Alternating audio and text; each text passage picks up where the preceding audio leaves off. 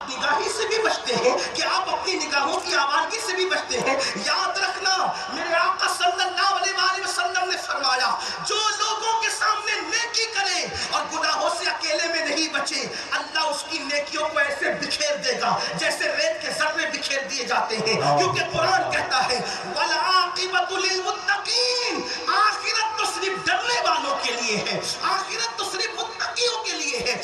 آؤ تقویٰ کسے کہتے ہیں اور متقی لوگوں کی شان کیا ہوتی ہے؟ اللہ میرے آقا صلی اللہ علیہ وسلم کے دیوانوں جن کو میرے آقا نے جنت کی بشارت دی ان کے تقوی کی شان کیا تھی, ان کی پرہیزگاری کی شان کیا تھی؟ یہ میرے آقا صلی اللہ علیہ وآلہ وسلم کے جانشین ثانی خلیفۃ المسلمین امیر المومنین سیدنا عمر ابن خطاب رضی اللہ تعالیٰ عنہ ہے. سیدنا فاروق اعظم اللہ کے ڈر سے اتنا رویا کرتے تھے کہ آپ کے چہرے پر رونے کی وجہ سے آنسوؤں کے نشان پڑ گئے تھے, آنسوؤں کے نشان پڑ گئے تھے. اور آپ اپنے بستر کے نیچے چابک رکھا کرتے تھے, درہ رکھا کرتے تھے. جب رات کو آپ گھر تشریف لاتے تو آپ اپنا درہ چابک نکال کر کے اپنے پیروں پہ مارتے اور پیروں پہ مار کر کے کہتے عمر بتا آج تو نے اللہ کو ناراض کرنے والے کتنے کام کیے. میں اپنی قوم کے جوانوں سے پوچھنا چاہتا ہوں مسجدوں کو ویران کر کے جنت کے ٹھیکیدار بننے والوں, نگاہوں کو آوارہ کر کے اپنے آپ کو بے حساب و کتاب جنت میں جانے کے خواب دیکھنے والوں, شراب اور زنا کے اڈوں کو آباد کر کے بے حساب و کتاب جنت میں جانے کے خواب سجانے والوں, یہ وہ لوگ ہیں جن کو مصطفیٰ جان رحمت نے جنت کی بشارت دی ہے. بڑی معذرت کے ساتھ چونکہ میں خانقاہ اور درسگاہ کے سنگم پر بیٹھا ہوں اس لیے بڑی بے باکی سے, اس لیے کہ بھی حمید بھائی جان فرما رہے تھے کہ بڑوں کے سامنے بے باکی سے بولا جاتا ہے, ہمت دی گئی تو اس لیے کہہ رہا ہوں. آج کل تو یہ کہا جاتا ہے ارے چھوڑ تجھے عمل کرنے کی کیا ضرورت ہے, کیا تیرا پیر کافی نہیں ہے تجھے بخشوانے کے لیے؟ یاد رکھو صحابہ نے وہ پیر پایا تھا جس کا دیکھنا خدا کا دیکھنا تھا.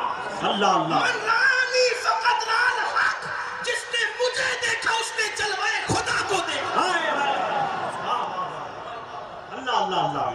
یہاں پر رک کر میں اس بھولے بھالے طبقے سے بھی پوچھنا چاہتا ہوں جو لوگ کہتے ہیں صحابہ جیسا کوئی نہیں, مدح صحابہ کا جلوس نکلتا ہے صحابہ جیسا کوئی نہیں, عظمت صحابہ کے جلسے ہوتے صحابہ جیسا کوئی نہیں. میں نے کہا کتنا خوبصورت نعرہ ہے تمہارا, لیکن جب تم یہ کہتے ہو کہ صحابہ جیسا کوئی نہیں تو تم اپنے جلسے میں یہ بھی کہتے ہو کہ نبی ہماری طرح تھے. کتنے بھولے ہو تم لوگ. ایک طرف کہتے ہو صحابہ جیسا کوئی نہیں اور ایک طرف کہتے ہو نبی ہماری طرح تھے. تو مجھے یہ فلسفہ سمجھا دو, کیونکہ میرا عقیدہ بھی یہی ہے کہ صحابہ جیسا کوئی نہیں. ایک طرف تم میرے عقیدے کی تائید کرتے ہو, دوسری طرف میرے عقیدے کی مخالفت کیوں کرتے ہو کہ نبی ہماری طرح. مجھے یہ فلسفہ سمجھاؤ کہ صحابہ جیسا کوئی کیوں نہیں ہو سکتا. وہ جیسے نماز پڑھتے تھے کیا لوگ نماز نہیں پڑھتے؟ وہ حج کرتے تھے کیا لوگ حج نہیں کرتے؟ وہ جہاد کرتے تھے کیا لوگ جہاد نہیں کرتے؟ لوگ صدقہ دیتے تھے کیا لوگ صدقہ نہیں دیتے؟ لوگ اپنے آپ کو وہ مسلمان کہتے تھے کیا لوگ اپنے آپ کو مسلمان نہیں کہتے؟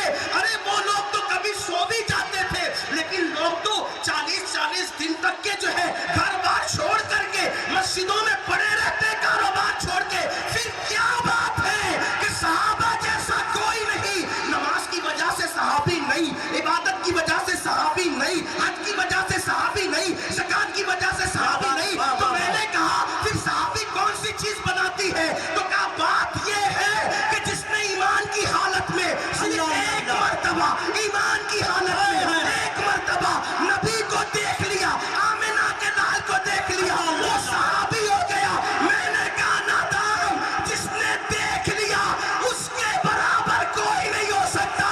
تو چہرے والے اللہ کوئی نعرہ رسالت, عظمت رسول کی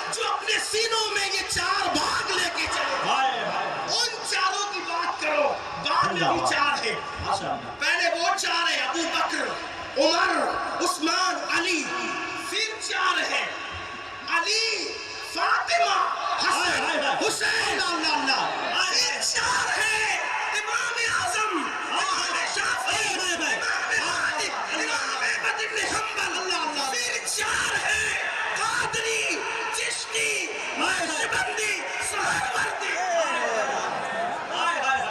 نعرہ تکبیر، نعرہ رسالت، عظمت اہل بیت، کردار اہل بیت۔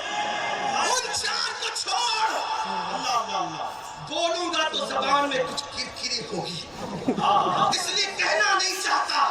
میری سنی قوم جلسے سن کے اتنے ہوشیار ہو گئی ہے کہ کن 4 کی طرف میں اشارہ کر رہا ہوں اصحاب الحرمین اس کو بیان کر چکا ہے، اس لیے میں بہت اب واضح نہیں کرنا چاہتا، لیکن اپنی قوم سے کہنا چاہتا ہوں اگر یہ خیال آپ کے دل میں ہے کہ میں نے پکڑ لیا پیر کا دامن اور میری نجات ہوگی نماز کے بغیر، تو صحابہ نے تو اس کا دامن پکڑا تھا جس کو دیکھنا خدا کو دیکھنے کی طرح تھا، من رآنی فقط رأى الحق، اور جس کے جلوے کا مشتاق اللہ اللہ اللہ، کبھی یوسف نظر آتے ہیں، کبھی جبریل نظر آتے ہیں۔